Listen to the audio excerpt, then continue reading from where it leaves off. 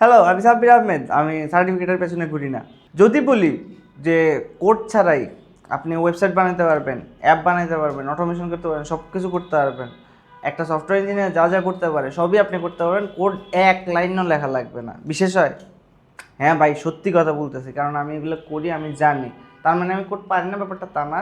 আমি গত 7 বছর ধরে বিভিন্ন কোম্পানির সাথে কাজ করেছি, সারা পৃথিবীর বিভিন্ন বড় বড় কোম্পানির সাথে কাজ করার সুযোগ হয়েছে। সেই এক্সপিরিয়েন্স থেকে আপনাকে বলতে পারি, আপনি একজন কোডার হলে যা যা করতে পারবেন, নো কোড দিয়ে ঠিক আসলে তাই তাই করতে পারবেন। আমাদের দেশে একটা বড় মিসকনসেপশন আছে, সেটা হইল যে আমি সিএসসিতে পড়ি, আমি আমি কোড করতে পারি না, সো আমার মনে হয় ভবিষ্যৎ শেষ। না ভাই, ওই দিন শেষ, বাগে খাইছে। সো বুঝতেই পারতেছেন আজকে আমরা কি নিয়ে কথা বলবো, নো কোড নিয়ে। এটা খায় না মাথায় দেয়, এটাই বুঝবো। তো প্যারা নাই, চিল, আমি বুঝিয়ে দিতেছি, একদম পানির মতো বুঝে যাবেন।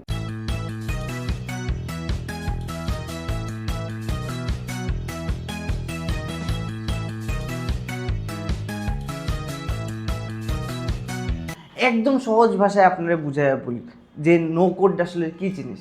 যে আপনি ধরেন কোড কি এসব জানেন না, কিচ্ছু জানেন না, কোড দিয়ে জিনিসপত্র করা যায়। একটা কম্পিউটার, কোড হচ্ছে কম্পিউটারের ভাষা। হ্যাঁ, এইটুকুই। কম্পিউটারে আপনি যদি কোনো কিছু বুঝাইতে চান, আপনার লাগবে কোড। হ্যাঁ, তাইলে এখন তো আপনি সিএসসিতে পড়েন বা আপনি চাকরি বাকরি করেন, আপনি তো এখন চাইলেই ওয়েবসাইট বানাইতে পারতেছেন না, কারণ আপনি কোড করতে পারেন না। হ্যাঁ, এই সমস্যার সমাধানই হইল নো কোড। ভালো খারাপ সব দিকেই আছে, আমি এটা নিয়েও আলোচনা করব, এটা পারে না। নো কোডটা হইলো আসলে কোড না লিখে, এক লাইন কোড না লিখে আপনি সফটওয়্যার বানাইলেন, আপনি অ্যাপ বানাইলেন, আপনি অটোমেশন করলেন, আপনি একটা অ্যাপের সাথে আরেকটা অ্যাপের কানেকশন করলেন, তাদেরকে জানাইলেন এই অ্যাপে এটা হইলে ওই অ্যাপে ওইটা হবে। সো এইটাই আপনি জানাইলেন যে এই অ্যাপে এটা হইলে ওই অ্যাপে ওইটা হবে। সো সেটাই হইলো আসলে নো কোড, যেটাতে আপনি কোড লিখতেছেন না, কিন্তু আপনার কাজ চিৎকাল চালিয়ে যেতেছে। সো আপনি যদি কোড দিয়ে জিনিসপত্র করতে যান, আপনার কিছু জিনিস জানা লাগবে। আপনার front end, back end, database, data structure আপনার জানতে হবে, অনেক অনেক ভেজালের জিনিস ভাই। এগুলো বাদ দেন, এগুলো বাদ দেন। আপনি পারেন না, এই ফ্রাস্ট্রেশনেই তো মরতেছেন। থাক, আপনিও পারবেন, সবাই পারবে। যদি আপনি ড্র্যাগ এন্ড ড্রপ করতে পারেন, তাইলে আপনি নো কোড টুল ইউজ করতে পারবেন, একদম সিম্পল। আগে যখন কোড দিয়ে মানুষজন কাজ টাজ করতো, তখন ডেভেলপার লাগতো। ডেভেলপার মাসের পর মাস কোড লিখে লিখে লিখে লিখে একটা সফটওয়্যার বানাইতো। বানানোর পরে আপনি আবার মাসের পর মাস এটা টেস্ট করে করে সফটওয়্যার ডেভেলপারের পিছনে ঘুরতেন। এখন আর ওই দিন নাই। এখন আপনাকে হইতে হবে বিল্ডার। আপনি যদি এন্টারপ্রেনার হন, আপনি যদি নিজের জন্য কিছু করতে চান, আপনি যদি ফ্রিল্যান্সিং করতে চান, আপনি যদি একটা ব্যবসা দাঁড় করাতে চান, আপনাকে আর ডেভেলপারের পিছনে ঘুরতে হবে না। আপনি যদি চান যে আমি আমার এমভিপি তৈরি করব এবং এর জন্য আমার একজন টেক ফাউন্ডার দরকার, না, ওই দিন শেষ, ওই দিন বাগে খাইছে। সো এখন দিন হইল যে আপনি আপনার এমভিপি নিজে বানাবেন, বানানোর পরে টেস্ট করবেন, টেস্ট করার পরে দেখবেন যেটা চলে কিনা। সব যদি ঠিকঠাক মতো চলেন, এমভিপি লঞ্চ করলেন, দেখলেন মানুষ চলে, এটা স্কেল করলো। সো আপনার সব কিছুই লিমিটেশনস আছে ভাই। লিমিটেশনসটা হইলো যে আপনার অ্যাপ কতটুকু লোড নিতে পারবে, এটা একটু লিমিটেড হবে, সমস্যা নেই। ওইটাও নো কোডেও বাড়ানো যায়, সেটার জন্য নো কোডের অ্যাডভান্স নলেজ লাগবে। ঠিক যেমনি আপনার কোডে আপনি একটা সফটওয়্যার বানাইলেন, সেটা ধরেন আপনি বানাইলেন 10,000 মানুষের কথা চিন্তা করে, কিন্তু আপনার ভাগ্যটা ভালো যে চলে আসছে 1,00,000 মানুষ। আপনার সাইট ক্র্যাশ করলো, কিন্তু ভাগ্য আপনার ভালো যে এত মানুষ আপনার জিনিস চায়, আলহামদুলিল্লাহ। সো আপনি তখন আপনার ওই ওই আপনার ওই সফটওয়্যার স্কেল করার ওই নলেজটা তখন আপনার লাগবে। এই জন্যই আসলে টেক ফাউন্ডার লাগে। সো আপনাকে আমি বলতেছি না যে আসলে টেক ফাউন্ডার দরকার নাই, আমি বলতেছি শুরু করার জন্য টেক ফাউন্ডার দরকার নাই, পরবর্তীতে হয়তো বা লাগবে। হয়তো বা যদি আপনি ভালো মতো শিখতে পারেন, আপনি যদি ভালো মতো ম্যানেজ করতে পারেন, আপনার দ্বারাও সম্ভব। এখন আপনার প্রশ্ন হতে পারে, নো কোড দিয়ে কি বড় বড় ব্যবসা করা যাবে? তো আমি বলতেছি না যে আপনার টেক ফাউন্ডার লাগবে না, আমি যেটা বলতেছি সেটা হচ্ছে আপনার টেক ফাউন্ডার শুরুতেই লাগবে না। আগে নো কোড ছাড়া যখন আমরা সফটওয়্যার বানাইতাম, তখন আসলে আমাদের অনেক বেশি সময় লাগতো। আমাদের অনেক বেশি শুধু সময় লাগতো না, আমাদের এটার প্ল্যানিংয়ে অনেক বেশি সময় যেত, ইমপ্লিমেন্ট করতে অনেক বেশি সময় যেত, টেস্টিংও অনেক সময় যেত।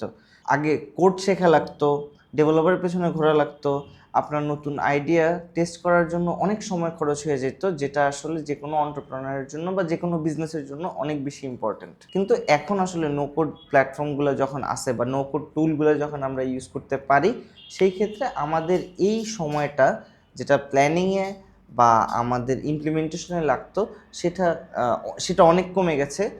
সেটা অনেক কমে গেছে। প্লাস হচ্ছে ধরেন আপনার আগে যেটা করতে মাসের পর মাস লাগতো, সেই জিনিসটাই আপনি এখন একদিনে বা কয়েক ঘন্টায় করতে পারবেন নো কোড সফটওয়্যার ইউজ করে বা নো কোড টুল ইউজ করে। একটা টোটাল ইন্ডাস্ট্রি আছে নো কোড, যেটা বাংলাদেশের অনেক মানুষই জানে না আসলে।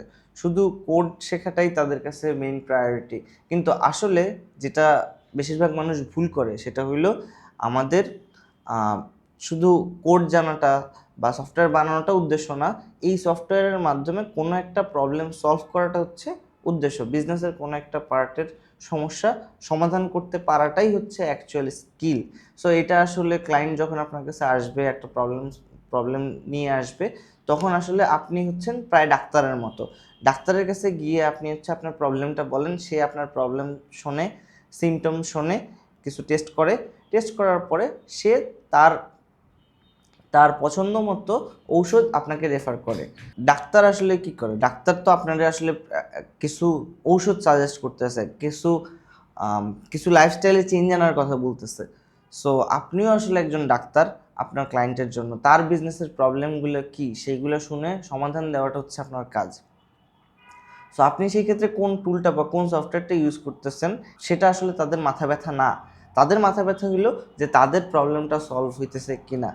আপনার আগে ক্লায়েন্ট কমিউনিকেশনে আপনার বেশি সময় খরচ হতো, সেই সময়ের খরচটা কমছে কিনা। আপনার আপনার মার্কেটিংয়ে বেশি সময় খরচ হতো, কন্টেন্ট ডেলিভারিতে, সো এই সময়টা কমছে কিনা। আপনার ফুলফিলমেন্টে বেশি সময় খরচ হতো, সেই সময়টা কমছে কিনা। সো ক্লায়েন্টের হেডেক হচ্ছে আসলে তার বিজনেসের যেই প্রবলেম, সেই প্রবলেমটা আসলে সলভ হইতেছে কিনা। আপনি আসলে যে টেকনোলজিক্যাল চিন্তা করতেছেন ওইটা আসলে একটা ইঞ্জিনিয়ারিং মাইন্ডসেট প্রবলেম। এই মাইন্ডসেট প্রবলেমে হাজার হাজার লাখ লাখ ইঞ্জিনিয়ার আসলে ভুগতেছে।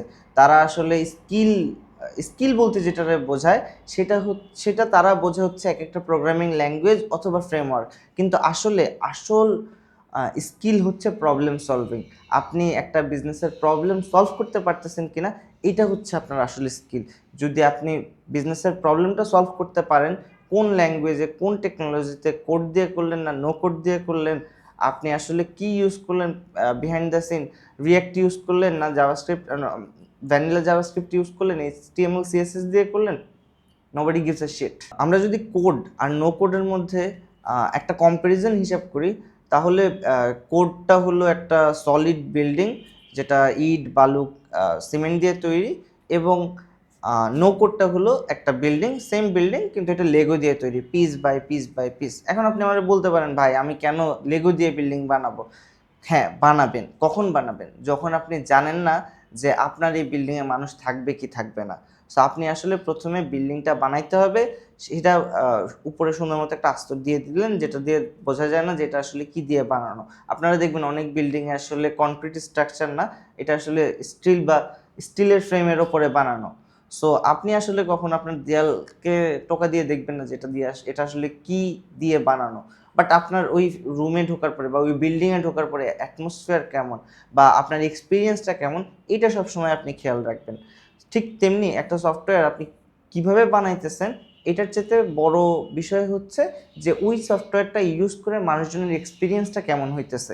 লেগো দিয়েও আসলে বিল্ডিং আপনি বানাবেন। আপনি যদি একজন এন্টারপ্রেনার হন, আপনার যদি একটা আইডিয়া থাকে, আপনি মাসের পর মাস খরচ করবেন ডেভেলপারের পিছনে আপনার একটা এমভিপি বানানোর জন্য, আপনার আইডিয়াটা টেস্ট করার জন্য। এই দিন আসলে শেষ, এই দিন এখন আর নাই। আপনি নিজেই চাইলে নো কোড দিয়ে সফটওয়্যার বানাতে পারবেন, আপনি চাইলে ওয়েবসাইট বানাতে পারবেন, যে কোনো কিছু বানিয়ে আপনি নিজেই টেস্ট করতে পারবেন। নো কোডের বেশ কিছু পপুলার টুল আছে যেগুলো সম্পর্কে আপনারা জানতে পারেন।